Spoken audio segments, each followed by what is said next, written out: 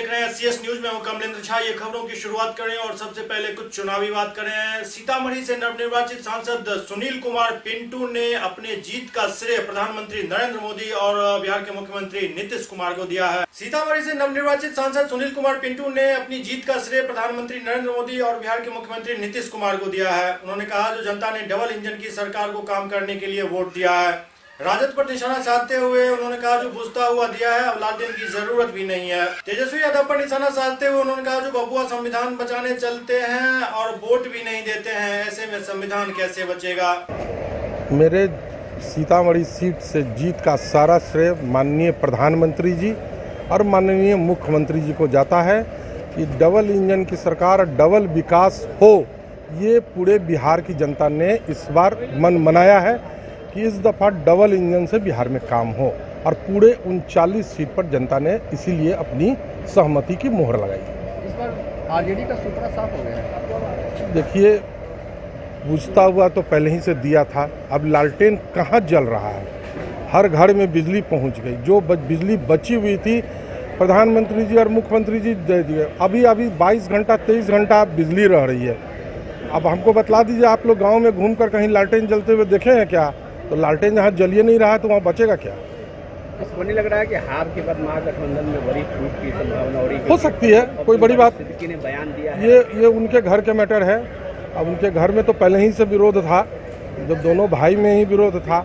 अब बबुआ भर दिन बाजार में घूम रहे थे कि संविधान बचाने के लिए आप वोटें नहीं डालें, तो संविधान ऐसे बचता है बिना वोट दिए हुए संविधान। यही तो नहीं जान पाए कि संविधान की रक्षा कब होगी, जब आप अपना मत का प्रयोग करेंगे। तो जब बबुआ मतें नहीं देंगे और संविधान बचाने निकले थे, तो पहले उनको संविधान का पहला पन्ना पढ़ लेना चाहिए था कि संविधान भारत का कहता है कि मत करें ताकि आप संविधान के प्रति अपनी आस्था दे रहे हैं। इधर दूसरी तरफ वैशाली से नवनिर्वाचित सांसद बीना देवी ने अपनी जीत का श्रेय प्रधानमंत्री नरेंद्र मोदी और अपने पार्टी के नेता रामविलास पासवान को दिया है। वैशाली से नवनिर्वाचित सांसद बीना देवी ने अपनी जीत का श्रेय प्रधानमंत्री नरेंद्र मोदी और बिहार के मुख्यमंत्री नीतीश कुमार समेत अपने पार्टी के राष्ट्रीय अध्यक्ष रामविलास पासवान को दिया है। उन्होंने कहा, जो हमने जो वादा वैशाली की जनता से किया है वो जरूर पूरा करेंगे। आदरणीय प्रधानमंत्री जी, आदरणीय नीतीश कुमार जी, रामविलास पासवान जी, सभी को, एनडीए गठबंधन जो हमारे शीर्ष नेता हैं, मैं सभी को। अभी बैठक में जा रही है। हाँ, अभी मैं बैठक में जा रही हूँ। क्या कुछ आपकी योजनाएं होंगी अपने संसदीय क्षेत्र के लिए? अभी तो मैं फर्स्ट बार जा रही हूँ। वहाँ जाने के बाद मैं पता करूँगा अपने संसदीय क्षेत्र में मैं विकास करूँगी। रघुवंश प्रसाद को आपने हराया है, उनका एक बयान अभी आया है, उनका ही आया था कि सवर्ण आरक्षणों का जो विरोध करना था महागठबंधन का, वो उन पर भारी पड़ गया। क्या आप इससे सही मानते हैं? वो तो विरोध किए थे, लेकिन उनका जो 20 वर्ष से वहाँ MP बने हुए थे, अरे हुए थे, पिछले बार जनता ने नकार दिया था। इस बार तो कहीं वो दिखाई भी नहीं पड़ रहे थे। अभी मैडम जो वादे किए हैं आपने, जैसा कि आपने बताया भी था, क्या वो वादे पूरे होंगे? एकदम पूरे होंगे। मैं उनके कसौटी पर खड़ी उतरूंगी, मैं अपने जनता। महागठबंधन के एक स्टार प्रचारक सबसे बड़े नेता तेजस्वी यादव थे और खाता भी नहीं खुल पाया आरजेडी का। खाता भी नहीं खुला, वो खुद अपना एक मत भी नहीं दे पाए। वो संविधान बचाने निकले थे, लेकिन खुद अपना एक वोट भी नहीं गिरा पाए। यही तो उनका स्टार प्रचारक का चिन्हासी है। ये हमको लगता है इतिहास में पहला बार ऐसा हुआ। वैशाली की जनता की ऐसी कौन सी बातें होंगी जो अब भाग गई हैं आपके पास? जनता चाहती है कि मेरी स्थानीय हो, मैं वहाँ के स्थानीय बहू हूँ। सभी लोगों ने मुझे अपनाया है, मुझ पर विश्वास किया है, तो मैं उनके कसौटी पर मैं खड़ी उतरूँगी। मैं विकास जरूर लगाऊँ। विकास करिएगा? एकदम विकास करूँगी, अहमते रहूँगी। मंत्रिमंडल का गठन हो रहा है, तो पहली बार जीत के आई हैं, क्या कुछ उम्मीद है मंत्रिमंडल में? नहीं, जो हमारे जो शीर्ष नेता है वो जैसा फैसला लेंगे मैं उसका स्वागत करूँगी। इधर बिहार के सबसे हॉट सीट माने जाने वाले मधेपुरा सीट से नवनिर्वाचित सांसद दिनेश चंद्र यादव ने अपनी जीत के लिए जनता को धन्यवाद दिया है और कहा है, जो ये जीत सत्य की जीत है। मधेपुरा से नवनिर्वाचित सांसद दिनेश चंद्र यादव ने अपनी जीत को ऐतिहासिक बताया। उन्होंने कहा, जो अन्य प्रदेश की तरह बिहार में भी विपक्ष बुरी तरह से हार गया। अपने विपक्ष में खड़े उम्मीदवारों के बारे में उन्होंने कहा, जो सब महान उम्मीदवार थे, लेकिन हम 3 लाख वोट से जीते हैं। शरद यादव पर निशाना साधते हुए कहा कि लालू को कभी गाली देते थे और उन्हीं के साथ चुनाव लड़ने के लिए मधेपुरा पहुंच गए, लेकिन जनता सब देखती है। जीत तो ऐतिहासिक जीत हुई, खास करके अन्य प्रदेश की तरह बिहार में भी और हम तो मधेपुरा से थे। यहाँ से आप जीते हैं, कितना मुकाबला था, कितना टसन था? हम 3 लाख वोट से जीते। आप अनुमान आप ही लगा लीजिए कैसा मुकाबला था। वहाँ पप्पू यादव भी थे, शरद यादव भी थे, क्या सब लोग महान थे, लेकिन 3 लाख से हम जीते हैं। पप्पू यादव कॉन्फिडेंट में थे कि वो जीतेंगे, लेकिन जनता ने उन्हें भी नकार दिया। ये तो पप्पू यादव बताएंगे कि कितना संतुष्ट से कितना नहीं। विपक्ष का तो सुपड़ा ही साफ हो गया ये। हो ही गया, ये तो सब लोग देख रहे हैं। सर, शरद यादव जिस तरह से लालटेन लेके वहाँ गए थे अपनी नए पार्टी को छोड़ करके, क्या कुछ लग रहा था कि? नहीं, तो बिल्कुल लग रहा था। जिस पार्टी में बहुत दिन से थे, एकाएक भाग के जिनको गाली देते थे उसी के तरफ चले गए। तो जनता तो सब समझती है ना, इसलिए जनता सबक सिखा दिया। महागठबंधन की हार की वजह उनका आपकी कलह मानते हैं? नहीं तो निश्चित होगा, जनता भी नकार दिया। उन लोगों का जो कैसा गठबंधन था वो जग जाहिर था, रोज टीवी पर और जगह आता था। वहीं दूसरी तरफ जदयू से नवनिर्वाचित सांसद दुलाल चंद गोस्वामी ने भी अपनी जीत को ऐतिहासिक बताया। जदयू सांसद दुलाल चंद गोस्वामी ने कहा कि ये जीत प्रधानमंत्री की जीत है, उनके कामों से खुश होकर जनता ने ये जीत दी है। वहीं सांसद ने ये भी कहा, जो बिहार में नीतीश कुमार के कामों से जीत मिली है, तभी हर तबके से समान रूप से हमें सहयोग मिला है। जीत तो पूरे देश में है। देश की जनता को बधाई, और ख़ास करके देश में इतनी बड़ी जीत का श्रेय देश के आदरणीय प्रधानमंत्री नरेंद्र मोदी जी को जाता है कि उन्होंने देश की जनता का सेवा और उनका अथक परिश्रम का ही परिणाम था कि पूरे देश में बेहतर रिजल्ट निकला। और बिहार के लिए मैं इतना कहना चाहता हूँ कि जो बिहार में आदरणीय नीतीश कुमार जी के नेतृत्व में विकास हुआ है, उस विकास का परिणाम है कि आज हम लोग 40 में से 39 सीट जीते हैं, और उसी क्रम में एक जो है सांसद के रूप में संख्यक बहुत क्षेत्र से जीते हैं। कितनी बड़ी जीत मांगते हैं आप? नहीं, देखिए बहुत बड़ी जीत है, क्योंकि समाज के सभी वर्गों का, अक़लियतों का भी विश्वास मेरे साथ था, और उसी का परिणाम है कि हम लोग कटिहार जैसे सीट से, जिसके बारे में लोग संशय करते थे कि एक तरफ इतना बड़ा शख्सियत लड़ रहा है तो क्या जेडीयू ये सीट निकाल सकेगी, और जेडीयू ने ये सीट बेहतरीन और आसानी से निकाला। तो कटिहार सीट के लिए कटिहार के जो मतदाता है, उन्होंने जो प्रेम और विश्वास शुरू से दिखाया वो बना रहा मतदान के दिन तक। और एनडीए के सभी साथियों को धन्यवाद देंगे, अपने आदरणीय नेता का भी हम आभार करते हैं। मुंगेर से जेडीयू के नवनिर्वाचित सांसद ललन सिंह ने भी अपनी जीत पर खुशी का इजहार किया और महागठबंधन पर निशाना साधा। मुंगेर से नवनिर्वाचित सांसद ललन सिंह ने दिल्ली जाने से पहले कहा, जो एनडीए की जीत सुनिश्चित थी, लेकिन इस सुनामी को महागठबंधन वाले देख नहीं पा रहे थे। इस सुनामी में महागठबंधन की दुकान बंद हो गई। तो जीत, इतनी बड़ी जीत हुई है तो जीत एक्सपेक्टेड था, ये जीत तो नहीं था। जिसको नहीं लग रहा था कि ये जीत है तो उसको दिखाई नहीं पड़ रहा था, पूरे देश में लहर था। महागठबंधन का सुपड़ा साफ हो गया। महागठबंधन का सुपड़ा साफ नहीं हो गया, महागठबंधन का दुकान बंद होने वाला है। सर, आज बैठक है, बैठक में आप जा रहे हैं, बैठक में नेता चुने जाएंगे। मंत्री पद लेकर जदयू के वरिष्ठ नेता आरसीपी सिंह ने कहा, जो महागठबंधन की तरफ से किए गए दुष्प्रचार से भी एनडीए को फायदा मिला और हम 39 सीट जीत पाए। जदयू सांसद और राष्ट्रीय महासचिव आरसीपी सिंह ने कहा, जो महागठबंधन के नकारात्मक प्रचार, केंद्र और बिहार सरकार के कामों के कारण एनडीए 39 सीट पर जीत दर्ज कर पाई। वहीं विशेष राज्य के दर्जे पर उन्होंने कहा, जो हमारी मांग है और रहेगी। हमारे नेता ने स्पष्ट कर दिया है, और दिल्ली में एनडीए की बैठक में भी इस बात को स्पष्ट कर दिया गया है। अगर आप फॉलो किए होंगे तो मैं बार बार बोलता था कि इस बार 40 में 40 जीतेंगे। हम लोग एक ही सीट किशनगंज हार गए, और वहाँ भी देखिए पहली बार 3,32,000 वोट हम लोग पाए। देखिए जिस प्रकार से पूरे प्रदेश में यहाँ पर एनडीए की सरकार है, काम हुआ है 13 वर्षों में, और साथ ही जो भी मुद्दा था राष्ट्रवाद का, पूरे देश की सुरक्षा का, और जिसकी चर्चा आप कर रहे हैं कि जो अपोजिशन ने नैरेटिव दिया, वो बिल्कुल ही समझिए कि समय के अनुकूल नहीं था।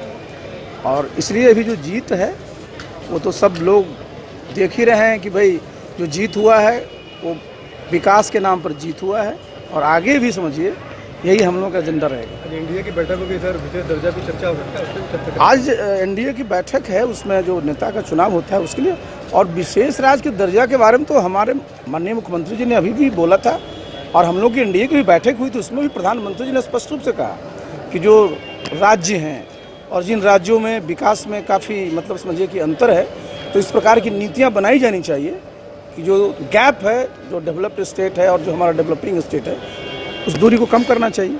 हाजीपुर के नए सांसद पशुपत कुमार पारस ने राहुल गांधी के इस्तीफे की खबर को बताया जो ये उनके पार्टी का अंदरूनी मामला है। हाजीपुर से नवनिर्वाचित सांसद पशुपत कुमार पारस ने राहुल गांधी के इस्तीफे की खबर पर उन्होंने अपनी प्रतिक्रिया देते हुए बताया जो ये उनकी पार्टी का मामला है, ये वही लोग जाने।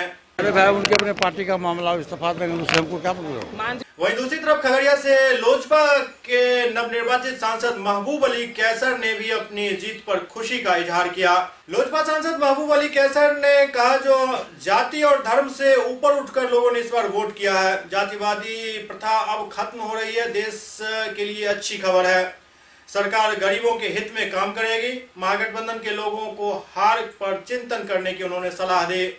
अक्रॉस द बोर्ड लोग धर्म और जात से उठ करके लोगों ने वोट दिया, तभी तो ऐसा नतीजा है पूरे हिंदुस्तान में। जैसा कोई नहीं सोच रहा था कि इतना बड़ा एक सुनामी की तरह आएगा, इस तरह के नतीजे आए हैं, तो जाहिर सी बात है कि सबों ने वोट दिया तभी ऐसा नतीजा है। जो ठेकेदार बन रहे थे अपने आप को, जो अपने तरफ से कम्बिनेशन बता रहे थे कि हम ये यादव मुस्लिम ये तमाम, लगता है कि ये पूरा धाराशाही हो गया। बिल्कुल बिल्कुल, और ये बिल्कुल ख़त्म होना भी चाहिए था। ये देश के लिए अच्छा हुआ है कि धर्म के नाम पर और ज़ात के नाम पर वोट नहीं गया, बल्कि एक मजबूत हिंदुस्तान को बनाने के नाम पर वोट दिया गया है, विकास के नाम पर वोट दिया गया है। जो शोषित और दलित और पिछड़े वर्ग के लोग हैं, किसान हैं, उनके लिए उनके हित में ये सरकार बनाई गई है, और हमें पूरा विश्वास है कि उनके हित में ये सरकार काम करेगी। महागठबंधन को हम क्या सुझाव देंगे, उन लोग खुद अपना बैठ करके अपना विचार करेंगे, हम किसी के बारे में नहीं बोलते हैं, उन लोग अब क्या करेंगे, क्या उनकी स्ट्रैटेजी। जाहिर सी बात है कि उन लोग बैठ करके इंट्रोस्पेक्ट करेंगे कि क्या गलती हुई और कहाँ कमी रह गई, तो वो उनकी बात है। हम लोग ये चाहते हैं कि किसानों के हित में, गरीबों के हित में, अल्पसंख्यकों के हित में, पिछड़े वर्ग के हित में ये सरकार काम करती आई है, पिछले बार भी की थी, और उसको और आगे उसको ले जाएंगे। 3 तलाक का भी प्रभाव पड़ा है जी, महागठबंधन के लोगों को आत्मचिंतन और जाहिर सी बात है कि जो भी ऐसे भी सबको बैठ करके हमेशा आत्ममंथन करते रहना चाहिए।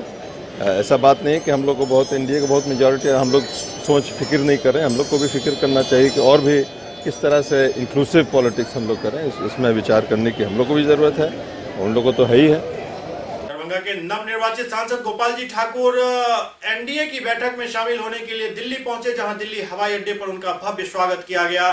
दरभंगा से भाजपा के नवनिर्वाचित सांसद गोपाल जी ठाकुर भारतीय जनता पार्टी संसदीय दल की बैठक और एनडीए की बैठक में शामिल होने के लिए आज दिल्ली पहुंचे, जहां दिल्ली हवाई अड्डे पर उनका भव्य स्वागत किया गया। इस दौरान एनडीए के कई कार्यकर्ताओं ने दिल्ली हवाई अड्डे पर उनका भव्य स्वागत किया। समस्तीपुर जिला के विभूतिपुर थाना क्षेत्र में घर में घुसकर अपराधियों ने 2 व्यक्ति की बेरहमी से हत्या कर दी। समस्तीपुर जिला के विभूतिपुर थाना क्षेत्र के सिंघिया घाट में सोए अवस्था में एक वृद्ध को चाकू मारकर अपराधियों ने मौत के घाट उतार दिया। समस्तीपुर जिला में अपराध चरम पर है। पूरे बिहार में किसकी कब कहां हत्या हो जाए ये कहना बिल्कुल मुमकिन नहीं है। समस्तीपुर में 2 दिन में 2 लोगों की हत्या कर दी गई। रात लगभग 3 बजे रामचंद्र प्रसाद सिंह अपने घर में सोए हुए थे, जहां 4-5 की संख्या में अपराधियों ने चाकू गोदकर उनकी हत्या कर दी और पैदल ही अपराधी फरार हो गए, उनको कोई पकड़ नहीं पाया। क्या बजे मिला? हम लोग सोए हुए थे, मेरे पापा दरवाजे पे सोए हुए थे। उसके बाद इनको कोई आदमी आया, चाकू मार दी, और जब ये हल्ला किए तो हम लोग दौड़ के आए, तो उसके बाद 4-5 लोग थे, उसमें से हम एक को पहचाने, अमित कुमार कोदरिया का है, शर्मा है, और उसके बाद हम लोग इनको वहाँ से प्राथमिक उपचार के लिए सदर अस्पताल समस्तीपुर में लाए, लेकिन रास्ते में ही मौत हो गई। क्या नाम है मृतक का? श्री रामचंद्र प्रसाद सिंह। उम्र कितना होगा? 50। सुपौल में एमवीआई की तरफ से एक जागरूकता अभियान चलाया जा रहा है। सुपौल जिला परिवहन निरीक्षक अनिल कुमार ने सुपौल में अपने दलबल के साथ सघन जागरूकता अभियान चलाया। शहर के हर चौक चौराहे पर सघन वाहन चेकिंग अभियान चलाया गया, जिसमें मोटरसाइकिल, ई रिक्शा समेत लगभग हर वाहन की चेकिंग की गई। Helmet, driving licence, road permit और प्रदूषण प्रमाण पत्र की जांच की गई। इस दौरान गाड़ी धीमी गति से चलाने की भी हिदायत दी गई। एमवीआई निरीक्षक अनिल कुमार ने कहा कि आए दिन सड़क दुर्घटना में काफी वृद्धि देखी जा रही है। लोग सड़क पर सावधानी से और संभल कर चलें तो दुर्घटना पर काबू पाया जा सकता है। जिला में स्पेशल ड्राइव के चलते हेलमेट चेकिंग वगैरह की जा रही है, बिना नंबर का ऑटो रिक्शा वगैरह का लोगों को हिदायत दी जा रही है और नियमानुसार कार्रवाई करने का निर्देश दिया जा रहा है।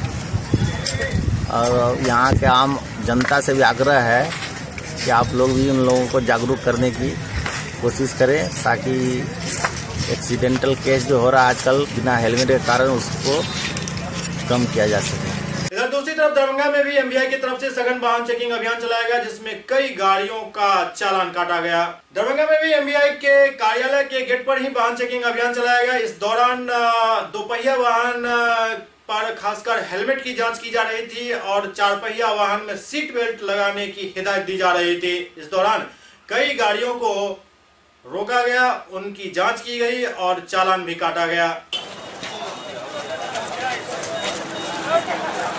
सीट बेल्ट चेकिंग का ये ड्राइव चल रहा है। हर एक सप्ताह में शनिवार को स्पेशल ड्राइव विभाग की तरफ से आदेश है, स्पेशल ड्राइव लगा करके इसको जनता को ये सबक सिखाना है कि नहीं अर्थदंड के साथ जो हेलमेट पहने और सीट बेल्ट पहने। पश्चिम चंपारण के शिकारपुर थाना क्षेत्र में एक होमगार्ड के जवान की गला रेतकर हत्या कर दी गई। पश्चिम चंपारण के शिकारपुर थाना क्षेत्र के पुरुषोत्तीपुर गांव में होमगार्ड के जवान की गला काटकर दिन दहाड़े हत्या कर दी गई। होमगार्ड का जवान पटना में तैनात था। मृतक की पहचान मनियारी गांव निवासी विनोद महतो के रूप में हुई। हत्या का कारण पुरानी रंजिश बताई जा रही है। पुलिस ने सबको अपने कब्जे में लेकर पोस्टमार्टम के लिए बेतिया भेज दिया। मृतक के बेटे ने बताया, जो शनिवार की सुबह दूध लेने के लिए गांव से निकले थे, पूर्व से घात लगाए लगभग दर्जन भर लोगों ने उन्हें घेर कर गरासे से गर्दन पर प्रहार कर मौत के घाट उतार दिया। वहीं बोले कि मारो इसको, घेरो दोनों को घेरो। इतना बात सुना तब तक पापा घेरो बोला तो सोनू शाह ने पापा जी के गर्दन पर वार कर दिया उसी समय। जी कब की घटना है? पापा जी को अभी सुबह 7 बजे की सुबह की घटना है। 7 पौने 7 की घटना है। कहाँ की, किस गांव की घटना है जी? गांव की क्या नाम है? पुरुषोत्तीपुर। मेरा घर मनिहारी में है, दोनों बगले में। हम लोग दोनों पुरुषोत्तीपुर हुआ था जी। तो उसके बाद जब वार कर दिया तो दीपक मुखिया बोले कि दीपक यादव की मारो इसको, तो उसने कहा कि सोनू क्या चीज से वार किया गया? फरसा लिया था गणासी। कितने आदमी लोग थे? मतलब 12-13 आदमी था लोग। 12-13 जी। आप वहाँ से भाग गए कि रुके हुए थे? हम जब पापा जी को एक बार मार दिया तो खून देखे वहाँ से हम भागने लगे। भाग गया? हमको भी पकड़ने का प्रयास किया था। हम वहाँ से भागे, उनके भाग के घर गए, माँ को बताए। माँ को बताया तो गाँव के लोगों के साथ हम लोग पहुँचे वहाँ पे। आपका नाम? मेरा नाम सुमेश कुमार है। पिता का नाम? श्री विनोद महतो। आज पुरुषोत्तमपुर गाँव में एक आदमी की हत्या हो गई है। तो होमगार्ड के सिपाही थे, पूर्व के दुश्मनी के कारण उनकी हत्या हो गई। सुबह में दूध लेने के लिए गए थे, वहाँ पूर्व के दुश्मनी के घाटा। हिंदुस्तानी अवाम मोर्चा सेकुलर के अध्यक्ष पूर्व मुख्यमंत्री जीतन राम मांझी ने इस लोकसभा चुनाव को फिक्स करार दिया। लोकसभा चुनाव परिणाम को पूर्व मुख्यमंत्री जीतन राम मांझी ने फिक्स करार दिया है। उन्होंने चुनावी नतीजों को अप्रत्याशित करार देते हुए कहा कि जिस तरह से मैच फिक्स होता है उसी तरह से चुनावी नतीजा भी फिक्स लग रहा है। मांझी ने इसका उदाहरण देते हुए कहा कि नालंदा से हमारे कुछ लोगों ने आकर बताया कि जिस बूथ पर उन्हें 100 वोट दिए वहां एक भी वोट नहीं दिखाई दिया। पूर्व मुख्यमंत्री ने इस मामले में तकनीकी के इस्तेमाल की तरफ इशारा किया। इसके अलावा उन्होंने प्रधानमंत्री नरेंद्र मोदी और सभी निर्वाचित सांसदों को बधाई भी दी। सभी गठबंधन के लोग अपनी अपनी बैठक बुला करके क्या क्या हुआ है विचार विमर्श करेंगे और 30 तारीख को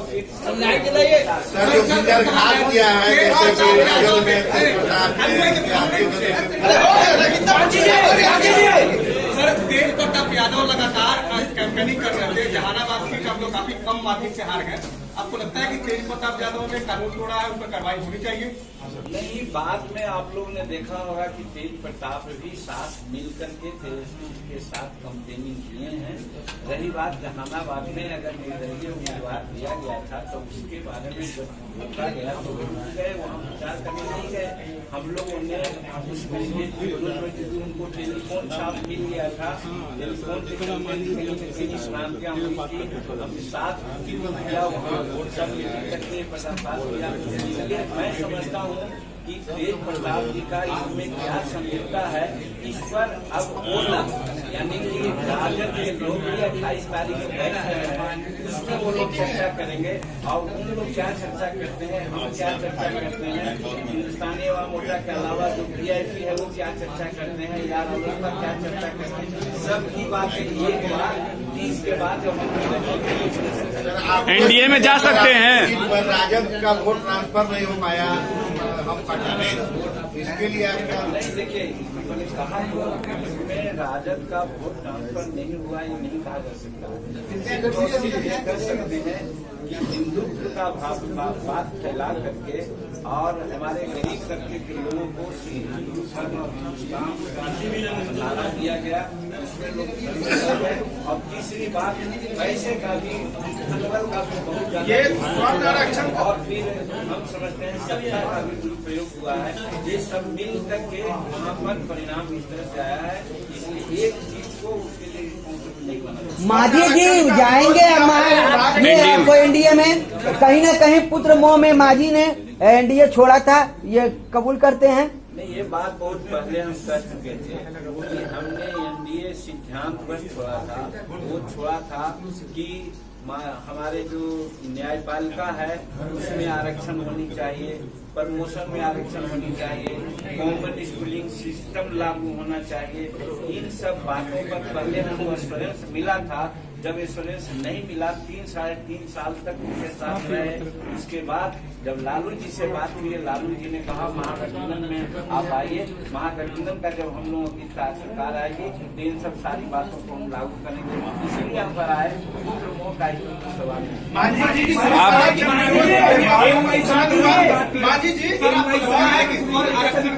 करना कहीं न कहीं महागठबंधन को नुकसान हुआ है। रघुवंश सिंह ने भी कहा है कि हम लोगों ने देखिए हिंदुस्तानी अवाम मोर्चा सेकुलर ने सबसे पहले ताल कटोरा स्टेडियम में 2017 में मांग किया था कि गैर आरक्षित वर्गों के लिए भी आरक्षण होना चाहिए, जिसमें सवर्ण भी आते हैं। अब हम उस समय कहा था कि भाई जिसकी जितनी जनसंख्या भारी मिलेगी उसको उतनी हिस्सेदारी का सिद्धांत के आलोक में जो गरीब करके अरे भैया लाइट कौन निश्चित रूप में आरक्षण मिला है। लेकिन ये जो आरक्षण दिया गया गैर आरक्षित वर्गों का, इसमें राजनीति की गई, राजनीति की गई 8 लाख की आमदनी हो, 5 एकड़ जमीन है, वहाँ तक के लोगों को आरक्षण की बात है। इसलिए सवर्ण या गैर आरक्षित वर्ग के कमजोर तबके के लोग हैं उनको इसका लाभ नहीं मिल रहा है। यही सेंटीमेंट हम लोगों का था कि गरीबों के लिए आरक्षण होना चाहिए, बड़ों के लिए आरक्षण नहीं होना चाहिए। इस कदर एक सुधार होना चाहिए था, इसके लिए कमीशन बैठना चाहिए था, कमेटी बैठती और तब निर्णय होता तो अच्छी बात, एक बात। और दूसरी बात, हम लोगों का विरोध नहीं था, सुझाव था कि जब 49.5% का बैरियर ओबीसी के लिए, शेड्यूल कास्ट के लिए, आदिवासी के लिए 90% के आसपास आती है, आप आरक्षण का दायरा 90% कीजिए, इसका विरोध हो रहा था, न कि 10% दिया गया था।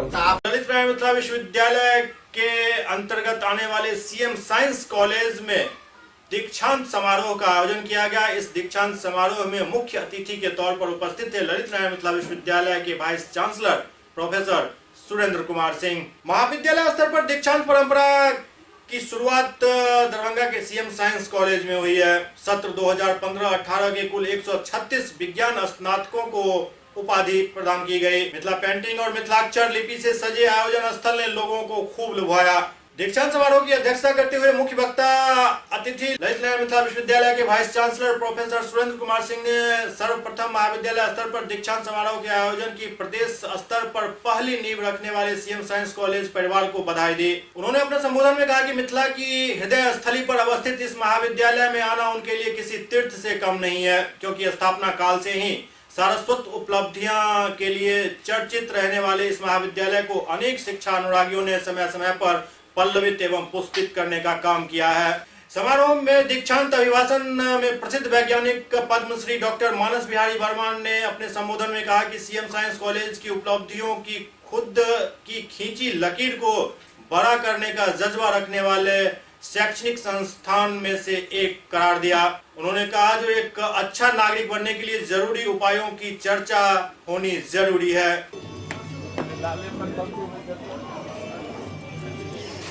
अनुपम कुमारी वहाँ पर से हट जाइए। एकेडमिक प्रोफेशन स्टार्ट हो चुकी वहाँ से। उस एकेडमिक प्रोफेशन में सबसे आगे बनाना आशुतोष कुमार से, उसको बंद कीजिए हमसे।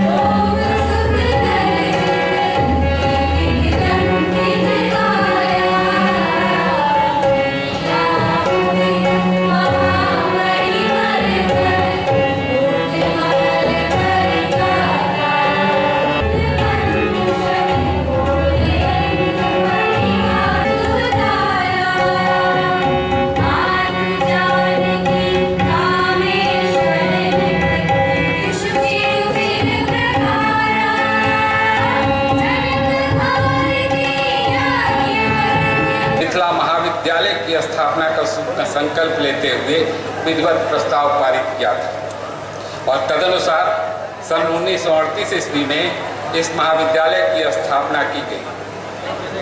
6 मई 1938 को 11 सदस्यों की व्यवस्था समिति संगठित हुई और स्वर्गीय प्रियनाथ मिश्र और स्वर्गीय पंडित गंगाधर मिश्र क्रमशः समिति के अध्यक्ष और मंत्री चयनित हुए। जुलाई 1938 में महाविद्यालय के प्रथम प्रधानाचार्य के रूप में स्वर्गीय ब्रजमोहन प्रसाद की नियुक्ति हुई और लहेरिया सराय स्थित स्वर्गीय मतियूर रहमान के भवन में वाणी वंदना के उपरांत अध्ययन अध्यापन का श्री गणेश हुआ। इस प्रकार आरंभ में प्रधानाचार्य, 8 प्राध्यापक और 87 छात्र छात्राओं को लेकर इंटरमीडिएट कॉलेज के रूप में इस महाविद्यालय की स्थापना हुई। नवंबर 1938 में पटना विश्वविद्यालय पटना ने इस महाविद्यालय को इंटर स्तर की मान्यता प्रदान की। 2 वर्षों की अल्पावधि में ही छात्र छात्राओं की संख्या में इतनी वृद्धि हो गई कि लहरियासराय स्थित मोतिउर रहमान के निजी भवन में अध्ययन अध्यापन असंभव हो गया और जून 1940 में महाविद्यालय को दरभंगा स्थित ओवल मार्केट यानी वर्तमान परिसर में स्थानांतरित किया गया, जहां महाविद्यालय के साथ छात्रावास भी संचालित होता था। सन 1949 में महाविद्यालय को आर्थिक संकट से उबारने के लिए बाबू श्री चंद्रधारी सिंह ने 51,000 रुपये की अनुदान राशि दी। इसी दिन इस महाविद्यालय को चंद्रधारी मिथिला महाविद्यालय का पावन अभिज्ञान दिया गया, जबकि वर्ष 1951 में पहली बार महाविद्यालय परिसर में पधारे दरभंगा महाराज डॉक्टर कामेश्वर सिंह ने विज्ञान विषय के अध्ययन अध्यापन के प्रोत्साहन देने के लिए 1 लाख रुपये का अनुपम अनुदान देकर अपनी दानशीलता का अभूतपूर्व परिचय दिया। उनके इस दान से विज्ञान विषय में स्नातक कक्षा के अध्ययन अध्यापन के साधनों का अभाव सदा के लिए दूर हो गया। Which is one of the best college of LNMU. This 80-year-old college has the distinction of getting the A-NAC grade. So this speaks of the quality of education in this college. For this, I congratulate the principal, I congratulate the teachers, and also all others who have helped in maintaining the quality of this college. Dear students, you will be very happy that now you are graduate, now you have new opportunities before you. I know some of you will go for higher studies, some of you will try to get the job, but rightly said, your old student of this college, that whatsoever you do, it should be based on your own internal assessment. What happens if one student is going to the engineering, then all other students, his or her class fellow stands, follow that person and goes to the engineering.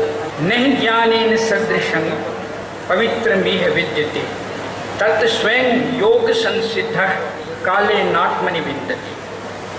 भगवान श्री कृष्ण ने यह कहा है कि संसार में ज्ञान के समान पवित्र करने वाला निस्संदेह कुछ भी नहीं। उस ज्ञान को कितने ही काल से कर्मयोग के द्वारा और शुद्ध अंतःकरण वह मनुष्य अपने आप प्राप्त कर लेता है। तो मैं यह कहूँगा कि आपने उस दहलीज का पहली सीढ़ी पार की है। इसके साथ साथ यह भी कहा है कि जिस ज्ञान से मनुष्य पृथक पृथक रूप में एक अविनाशी परमात्मा भाव को सब चीज़ों में देखता है, संभाव से देखता है, वही ज्ञान सात्विक ज्ञान है।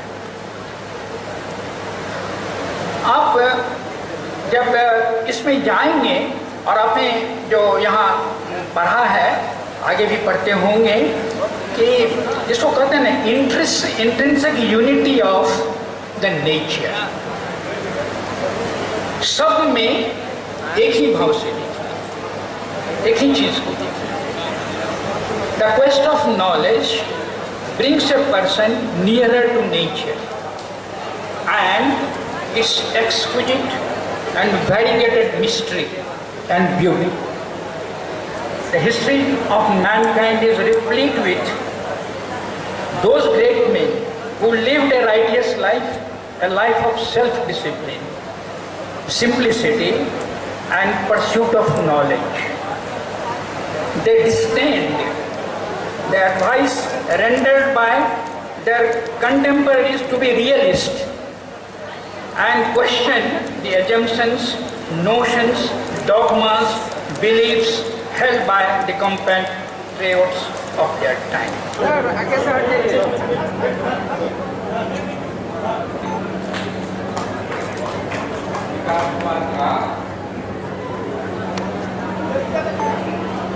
परावलन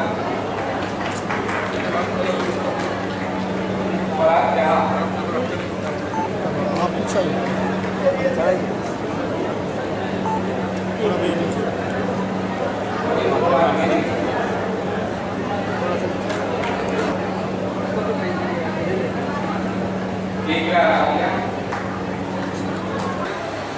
इस अवसर पे आपका बहुत ज़्यादा समय नहीं लूँगा। एक बात कहना चाहूँगा कि ऋण 3 या 4 तरह के ऋण होते हैं। हम गुरु ऋण की बात करते हैं, पितृ ऋण की बात करते हैं, मातृ ऋण की बात करते हैं और एक संस्थागत ऋण होता है। हम गुरु और माता पिता के ऋणी इसलिए होते हैं क्योंकि उन्होंने हमें जीवन दिया है और हमारे जीवन को एक आकार दिया है। उसी तरह से शिक्षण संस्थान जहाँ आप शिक्षा ग्रहण करते हैं वो आपको शिक्षा देता है और जीवन के संघर्षों से लड़ने के योग्य आपको बनाता है। इसलिए आपका एक ऋण जो है अपने महाविद्यालय, अपनी संस्था के प्रति भी होता है। जब भी आप बाहर रहेंगे तो आप एक चंद्रधारी ये सीएम साइंस कॉलेज के छात्र के रूप में आपका इंट्रोडक्शन होगा। आपको एक चीज़ का ध्यान रखना चाहिए कि जो भी व्यवहार आप कर रहे हैं, जो भी आपका कृत्य है, कहीं न कहीं उस पर विश्वविद्यालय, इस महाविद्यालय का नाम भी जुड़ा हुआ है। अगर आप बाहर निकल करके अपने कृत्यों से अच्छा कृत्य करते हैं तो इस महाविद्यालय का नाम आगे बढ़ेगा, गौरवशाली होगा। तो मेरा आप लोगों से अनुरोध भी है और सुझाव भी है कि आप यहाँ से निकलने के बाद कोई ऐसा कार्य न करें जो एक इस महाविद्यालय की गौरवशाली परंपरा के विपरीत हो। जैसा कि बताया गया कि ये विश्वविद्यालय लगभग 80 साल से ज़्यादा पुराना है और इन 80 साल की यात्रा में, अपनी यात्रा में इन्होंने कई उपलब्धियाँ हासिल की हुई हैं। चाहे नैक पे A ग्रेड प्राप्त करना हो, चाहे बिहार के सभी महाविद्यालयों में एक अग्रणी महाविद्यालय का दर्जा प्राप्त करना हो, चाहे यहाँ से निकले हुए जो पुरातन छात्र हैं ऊंचे ऊंचे पदों पर हैं वो उनकी बात हो। अब ज़रूरत यह है कि हम अपने पुरातन छात्रों को जो यहाँ से स्नातक प्राप्त करके गए हुए हैं उनको हम जोड़ें, अपने से जोड़ें कि वो आमें और अपने संस्था के प्रति जो ऋण है उसको पूरा करने की कोशिश करें। इसमें तनिक भी संदेह नहीं है कि चंद्रधारी मिथिला विज्ञान महाविद्यालय हमारी संकल्पनाओं के अनुरूप कार्य कर रहा है। नैक मूल्यांकन के संदर्भ में यह विश्वविद्यालय में तो सबसे आगे है, प्रदेश स्तर पर भी अपनी मजबूत धमक रखता है। महाविद्यालय द्वारा तैयार किया गया विजन 2025 जहां एक व्यापक संकल्पना है, वहीं महाविद्यालय में निरंतर गोष्ठियां, कार्यशाला, जागरूकता कार्यक्रम का आयोजन जीवंतता का प्रमाण है। इस महाविद्यालय के छात्र छात्राओं एवं शिक्षक कर्मियों का विभिन्न क्षेत्रों में उत्कृष्ट प्रदर्शन भी हमें गौरवान्वित करता है। दरभंगा के जिलाधिकारी डॉक्टर त्यागराजन एसएम ने समाहरणालय सभा कक्ष में आपदा एवं नल जल योजना की समीक्षा की। दरभंगा के जिलाधिकारी डॉक्टर त्यागराजन एसएम ने समाहरणालय के सभा कक्ष में आपदा प्रबंधन एवं नल जल योजना की समीक्षा की। इस दौरान उन्होंने पानी की समस्या की गंभीरता को देखते हुए नल जल योजना को 100% पूरा करने का निर्देश दिया। उन्होंने खास कर जोर देकर कहा जो कहीं भी पानी की कमी नहीं होनी चाहिए। मनरेगा का है, उसका असिस्ट करने के लिए पीटीए जैसे बहुत लोग हैं, नापी करके देता है, एस्टिमेट बनाता है, तो वो एक ही एस्टिमेट क्यों बनाता है? यदि 12,69,000 से ज्यादा घर हो गया है तो इसमें देखना होगा कि बोगस भी हो सकता है। और यदि वास्तव में 12,69,000 घरों की संख्या बढ़ गई है तो उसमें ये सप्लीमेंट्री बनाना है एस्टिमेट, तो उसके लिए क्या कहते हैं चबूतरा निर्माण के लिए और कंक्रीट स्टैंड पोस्ट के लिए उतना घर को उसमें शामिल करके अलग से ये किया जा सकता है। नहीं, उसमें आप नए आए हैं, कई राउंड में डिस्कशन कहीं कहीं गिर भी जा रहा है, बदनामी हो रही है, अभी ठेकेदारी हो रहा है, उसको एक स्टैंडर्ड इंस्ट्रक्शन क्यों नहीं दे रहे हैं? स्टैंडर्ड इंस्ट्रक्शन हम दिए हुए हैं, तो क्यों फिर बार-बार ये लोग आरसीसी बनाने में इतना ये किया हुआ है? मतलब उसमें मानक प्राकलन है, उसको फॉलो नहीं करने से गुणवत्ता प्रभावित होगा तो वो गिर ही जाएगा। तो वो तो है लेकिन मॉडल एस्टिमेट में तो आयन स्टेजिंग है ना सर, तो आरसीसी क्यों बना रहा है? मध्य विद्यालय थलवाड़ा के प्रधानाध्यापक चंद्र प्रकाश देव के लिए एक विदाई समारोह का आयोजन किया गया। मध्य विद्यालय थलवाड़ा के प्रधानाध्यापक चंद्र प्रकाश देव के लिए एक विदाई समारोह का आयोजन किया गया, जिसमें जिला कार्यक्रम पदाधिकारी संजय कुमार देव, जिला स्थापना पदाधिकारी रामाश्रय प्रसाद समेत कई शिक्षक मौजूद थे। इस दौरान चंद्र प्रकाश देव जी के कृतित्व और व्यक्तित्व पर विस्तार से प्रकाश डाला गया। पर ठिकाना रहते हैं, सबकी भाषाएं भिन्न भिन्न है, सबकी भाषाएं भिन्न भिन्न है, पर ठिकाना रहते हैं।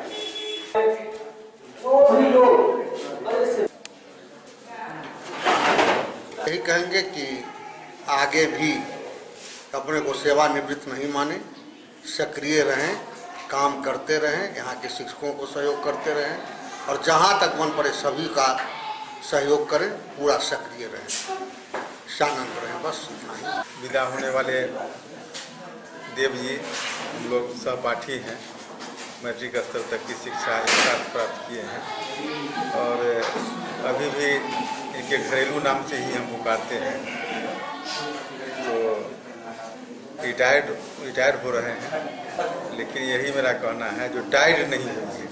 रिटायर्ड तो एक निश्चित आयु के बाद होता ही है, 60 साल के बाद, लेकिन टायर्ड नहीं होइए, जीवन को इस रूप में ढाल करके रखिए जो यह कमी महसूस नहीं हो किसी भी स्तर से जो हम सेवानिवृत्त हो रहे हैं। इसको एकदम एंजॉय के रूप में लेना चाहिए।